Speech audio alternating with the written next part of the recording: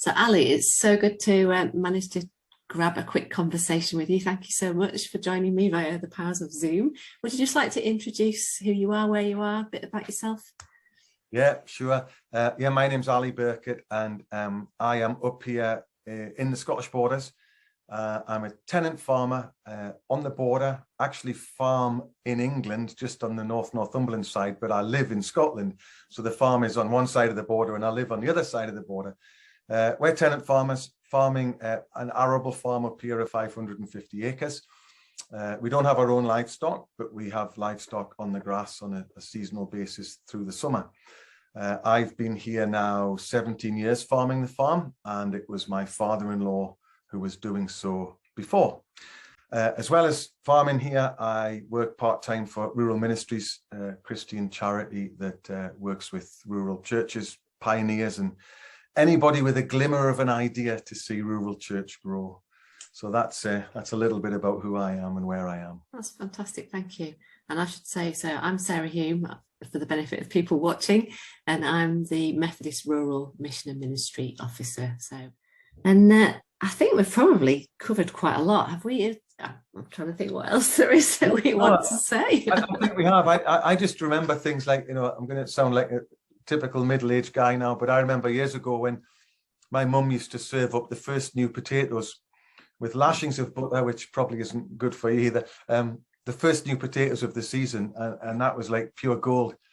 There's nothing beats Scottish soft fruit in season, the strawberries and raspberries that come from Perthshire and Blairgowrie and up into Angus. Absolutely gorgeous. And I think maybe trying to educate ourselves to just enjoy the right food at the right time. It's a little bit like Ecclesiastes 3, and there's a time for everything. Well, maybe there's a time to eat the right kind of food. Yeah. But for farming on the ground here, many challenges coming up.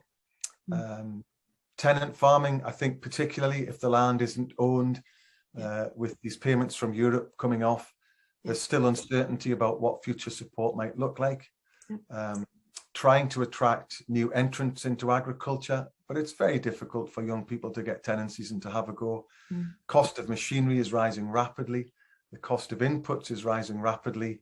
I personally obviously think UK agriculture needs to be valued more highly than it is being currently.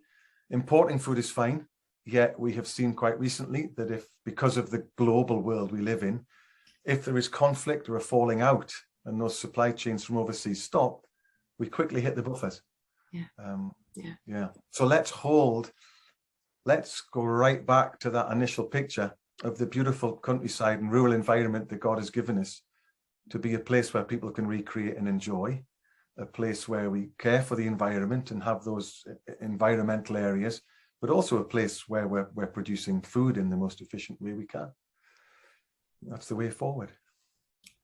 Oh, thank you so much. It's been really lovely just to chat with you, Ali, and we really hope that this is a helpful little conversation that might spur some extra conversation between yourselves as you approach harvest this year, trying to be more mindful about people and our planet and the whole wide world in which we live, and just the small part that you and I represent here today. So thank you so much. It's been really much appreciated. Thank you.